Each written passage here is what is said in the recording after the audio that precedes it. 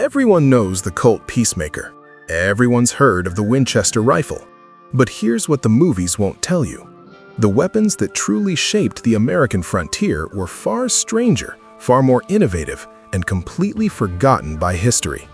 The gun that won the West makes a great slogan, but it oversimplifies history. No single firearm transformed the Wild West on its own. These weren't collector's pieces gathering dust. These were survival tools, the difference between eating and starving, between living and dying. Pioneers putting down roots, hunters feeding their families, freight haulers protecting cargo, lawmen keeping the peace, outlaws breaking it. I've chosen 12 firearms that truly mattered to Western settlement, 6 long guns, 6 handguns, presented chronologically so you can see how they fit into the broader sweep of history. The Colt Paterson revolver. Picture this. It's 1836, and every handgun in America fires one shot. Then you reload. Then maybe you get a second shot before someone kills you. Samuel Colt changed everything. The Paterson revolver, named after the New Jersey factory where it was made, was the first truly practical repeating pistol, 5 shots without reloading. In a gunfight, that was the difference between going home and being buried in an unmarked grave. Only about 2,850 were ever made before the company collapsed, making it a commercial failure. But it established principles every subsequent Colt would follow. The smallest version, the Baby Paterson, could fit in a vest pocket. The larger belt models, especially the long-barreled .36 caliber, nicknamed the Texas Paterson, saw real frontier use. Early Texas Rangers carried them into fights against Comanche warriors. They appeared in the Mexican-American War, in California gold camps, even in the swamps of Florida during the Second Seminole War.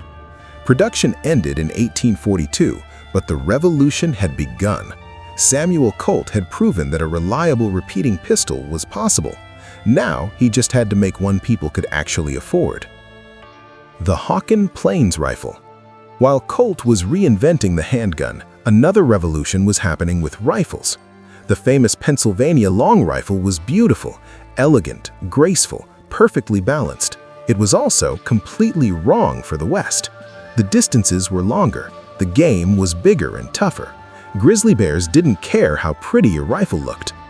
Enter the Plains rifle, shorter, heavier, and built to hit like a sledgehammer. Many gunsmiths made excellent Plains rifles, but 2 brothers in St. Louis set the standard everyone else chased. Samuel and Jacob Hawken built large-bore muzzleloaders so reliable, so perfectly suited to Western conditions that their name became synonymous with frontier survival. Read the roster of Hawken owners and you're reading a who's who of the Western West. Kit Carson, who opened trails through the Rockies, Jim Bridger, the mountain man who discovered Yellowstone, John C. Fremont, the explorer who mapped California, William F. Cody, Buffalo Bill himself. These men trusted their lives to Hawken rifles. When you're 300 miles from the nearest settlement and a grizzly is charging, that kind of trust means everything. The Hawken workshop operated from the early 1800s into the 1870s, but their golden age was the 1830s through 1860s, the peak era of Western exploration and the fur trade. 3. The Colt 1849 pocket revolver. Sam Colt learned from the Paterson's failure. The problem wasn't the concept, it was the price. So in 1849, he did something brilliant. He took his massive Dragoon revolver, scaled it down, simplified the mechanism, and created something compact and affordable. The result was the biggest commercial success of his entire career. Over 330,000 produced between 1850 and 1873. Think about that number. This little .31 caliber 5-shot revolver outsold nearly everything else in the 19th century. Why? Because it wasn't a military weapon, it was a civilian's gun. Light enough for constant carry, small enough to conceal in clothing, affordable enough for a miner or merchant to actually buy. During the California gold rush, demand was so insane that prices in San Francisco ran well above retail. Miners paid a premium, because this gun might save their life on a dark trail with a fortune in gold dust in their pocket. And here's something the Western movies always get wrong. Women carried these too. A lot of women. Because unlike the massive dragoon, a woman could actually handle a pocket Colt and conceal it in her dress. There's even a surviving daguerreotype of a young Kentucky woman holding one, proof that frontier firearms transcended gender. The pocket Colt secured Sam Colt's position as an industrial powerhouse, but he wasn't done yet. Number 4. The Colt 1851 Navy Revolver. 3 years later, Colt released what many consider the finest percussion revolver ever made. The 1851 Navy, chambered in .36 caliber, struck the perfect balance between the pocket model's portability and the dragoon's power. Nearly 250,000 were manufactured, and its user list reads like a frontier hall of fame.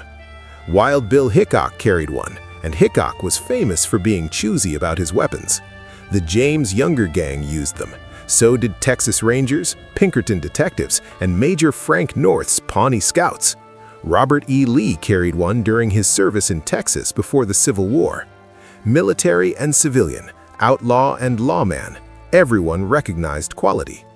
Some called it the percussion Peacemaker because it handled so smoothly. 6 shots of .36 caliber in a package you could carry all day without fatigue. In the California goldfields, Navy Colts sometimes sold for several times factory price. Even as newer designs appeared, the Navy Colt remained in regular use through the century's end. Many were converted in the 1870s to fire .38 metallic cartridges, extending their service life even further. An 1863 photograph from California shows 3 constables with their weapons, a Colt 1860 Army, a Remington New Model Army, and another Colt. These weren't showpieces. These were working tools carried by working men. 5. The 1860 Colt Army Revolver. By 1860, Colt had refined his designs into something close to perfection. The 1860 Army was everything the military wanted. Powerful .44 caliber chambering, lighter and better balanced than the old dragoons, and reliable enough for the hell of combat. During the Civil War, the U.S. government purchased about 127,156 of them, making it the most widely issued federal revolver of that entire conflict. From 1860 to 1873, Colt produced roughly 200,500 in total. It became the benchmark by which all other .44 percussion revolvers were judged. After the war, it flooded westward with thousands of veterans. U.S. cavalry units carried it. So did Texas Rangers. John Wesley Hardin, the deadliest gunfighter in Texas, preferred it. So did Porter Rockwell, the Mormon lawman and bodyguard to Brigham Young. The James brothers used them. Sam Bass used them. Standard barrels measured 8 inches, with a smaller run at 7.5 inches. The compact holster fit and reliable performance made it a frontier favorite in both its original percussion form and later as factory conversions to metallic cartridges. But while handguns were evolving, a more fundamental revolution was happening with long arms. 6. The Springfield Trapdoor Rifle. The Civil War ended, and the U.S. Army had a problem. Hundreds of thousands of single-shot muzzle-loading rifles, and a new understanding that rapid-fire breech loaders were the future of warfare. In 1865, master armorer Erskine Allen figured out an ingenious solution. Instead of scrapping all those muzzle loaders, he converted them to breech loaders firing metallic cartridges. The Trapdoor hinged breech gave the rifle its nickname. The improved second model of 1866, chambered in .4470 centerfire, proved itself immediately. In 1867, during the hayfield and wagon box fights along the Bozeman Trail, small groups of soldiers held off vastly superior native forces. The ability to reload from the breech, quickly, from cover, gave defenders a critical advantage. Early buffalo hunters appreciated the .4070's reliability. Buffalo Bill Cody carried one he named Lucretia Borgia, apparently admiring both its elegance and its effectiveness in supplying meat for railroad crews pushing across the plains. The 1863 Springfield Trapdoor became the standard U.S. Army long arm through the mid-1890s. It served throughout the Indian Wars era, from campaigns against native nations to later missions protecting native communities from lawless elements. And it was there at the most famous disaster in frontier military history. On June 25, 1876, Lieutenant Colonel George Custer led the 7th Cavalry into the valley of the Little Bighorn. Every trooper carried a Springfield Trapdoor carbine. They faced warriors armed with something very different. 7. The Winchester Model 1866 Yellow Boy. While the Army issued single-shot rifles, civilians could buy something far more deadly. The Winchester Model 1866, nicknamed the Yellow Boy for its distinctive brass frame, was a lever-action repeater chambered in .44 rimfire. It was the improved version of the Henry rifle, and it changed frontier warfare forever. Over 170,000 were made between 1866 and 1998, despite being outclassed by later centerfire designs. Period photographs show Native American warriors proudly displaying their Yellow Boys. On the frontier, a repeating rifle was worth more than gold. At Little Bighorn in 1876, warriors under Crazy Horse carried numerous repeating rifles, including Model 1866 Winchesters. Custer's men had single-shot Springfields. The native forces could pour out 15 rounds while a soldier managed 2 or 3. That firepower advantage contributed significantly to what became the Army's most devastating defeat of the entire Indian Wars. The lesson was clear. In frontier combat, a repeating rifle could be worth 5 men. 8. The Smith & Wesson Model 3 American. While Winchester dominated long guns, Smith & Wesson was about to challenge Colt's handgun supremacy. Introduced in 1870, the Model 3 First Model American was the first practical American-made large-bore revolver designed specifically for metallic cartridges.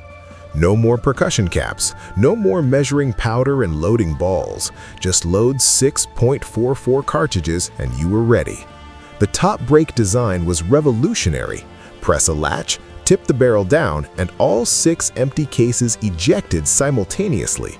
Reload in seconds. In a gunfight, speed was survival. Some U.S. cavalry units received it as standard issue. Buffalo Bill Cody carried one. So did Texas Jack Omohundro, El Paso City Marshal Dallas Staudenmeier, and General William Palmer during construction of the Denver and Rio Grande Railroad. Shortly after introduction, a sample reached Russian military attaché General Alexander Gorlov. The Russians were so impressed they placed massive military contracts, leading to the famous Russian variant. Back in the American West, outlaws loved them too. John Wesley Hardin carried one. So did Charlie Pitts of the James Younger Gang, New Mexico Sheriff Pat Garrett, and Texas gunman King Fisher. When both lawmen and outlaws choose the same weapon, you know it's exceptional. 9. The Colt 1873 Single-Action Army Peacemaker. Some guns become legends. The Colt Single-Action Army became the legend. Originally designed for cavalry use, the Peacemaker quickly transcended military service. Cowboys, lawmen, Texas Rangers, Arizona Rangers, outdoorsmen, everyone wanted one. By 1900, approximately 192,000 had been manufactured, outselling every competitor. Chambered in several powerful calibers, 45 Colt, 4440, and 3840, it earned a collection of colorful nicknames: the Equalizer, the Hogleg, Judge Colt and his Jury of 6. Wyatt Earp carried one at the OK Corral. Bat Masterson carried one as a lawman. The Dalton brothers carried them as outlaws. It didn't matter which side of the law you were on. If you wanted the best, you carried a Peacemaker. Still today, it's considered one of the best balanced, most practical revolvers ever designed. There's a reason they're still being manufactured over 150 years later. 10. The Sharps 1874 Buffalo Rifle. Call it the gun that changed the Great Plains forever. The Sharp single shot became synonymous with the massive bison hunts of the late 1800s. An 1887 government survey credited it with harvesting more buffalo than any other firearm between 1867 and 1882. Though commonly called the Model 1874, Production actually began in 1871. Only about 12,445 rifles of all variants were made, but their impact was enormous. Chambered in .40, .44, and .50 calibers, some models weighed 25 pounds. These weren't sporting rifles. They were specialized tools for industrial-scale hunting on the open plains. In 1874, at Adobe Walls in the Texas Panhandle, buffalo hunter Billy Dixon borrowed his Sharps 50-90, the Big 50. During a fight with native warriors, Dixon took what seemed like an impossible shot at a distant figure. Later measurements put it at 1,538 yards, nearly 9/10 of a mile. Native peoples called it the gun that could shoot today, kill tomorrow, referencing its extraordinary range and accuracy. Despite low production numbers, the 1874 Sharps fundamentally altered Plains life. Its role in the buffalo trade, reducing herds from millions to near extinction in just a decade, destroyed the foundation of native Plains culture and forced entire nations onto reservations. L.A. Huffman's 1880s photographs of Montana buffalo hunters capture not just hide processing, but meat preparation. Buffalo tongues and smoked cuts sold in local markets. This wasn't just sport, this was industrial slaughter. 11. The double-barreled shotgun. Gun enthusiasts sometimes overlook it, but the humble double-barreled shotgun may have been the most important firearm of the frontier. For pioneers who'd spent everything reaching the West, a rifle and revolver were luxuries. The shotgun was necessity. Whether muzzle loading or breech loading, American-made or imported, the side-by-side shotgun became a staple of daily life. Its adaptability made it indispensable. Load one barrel with shot for birds or rabbits, the other with a slug for deer or defense. One gun, multiple purposes. Settlers, ranchers, miners, hunters, lawmen, express companies, Native Americans, soldiers, everyone relied on the scattergun. Nicknamed the crowd tamer, its mere presence often deterred trouble. For immigrants with limited resources, it might be their only firearm, used for feeding their families, used for protecting them. No other weapon was as versatile or as affordable. Period photographs show well-dressed San Francisco gentlemen posing with elegant double barrels for sports shooting. But across the wider West, the same gun type served as an unglamorous but essential workhorse. In any honest ranking of influential frontier arms, the double-barreled shotgun deserves recognition. Opinions may vary on which firearms mattered most, but few would deny the scattergun's fundamental role in Western settlement. 12. The Winchester Model 1873. If there's one rifle that deserves to be called the gun that won the West, it's this one. Winchester's first centerfire design, the Model 1873, was produced from 1873 until 1919, around 720,000 total. By 1898 alone, over 525,000 had left the factory. Like the Model 1866, the 73 proved ideal for horseback use. Its slim profile slid easily into saddle scabbards, and its toggle link action was reliable and simple to maintain in field conditions. But what really made it revolutionary was ammunition compatibility. Chambered in popular cartridges like 4440, 3840, and 3220, the Winchester shared calibers with revolvers made by Colt, Remington, and Smith & Wesson. For the first time, you could carry a rifle and handgun that used the same ammunition. On the frontier, that kind of logistics advantage could save your life. Deputy U.S. Marshals from Fort Smith, Arkansas favored it. After the 1892 confrontation with Ned Christie, several deputies posed with their Model 1873 rifles, demonstrating its status as a trusted law enforcement tool. Texas Rangers carried it. So did Buffalo Bill Cody, Montana rancher Granville Stewart, and lawman Pat Garrett. Outlaws like Butch Cassidy, Belle Starr, and Billy the Kid used them too.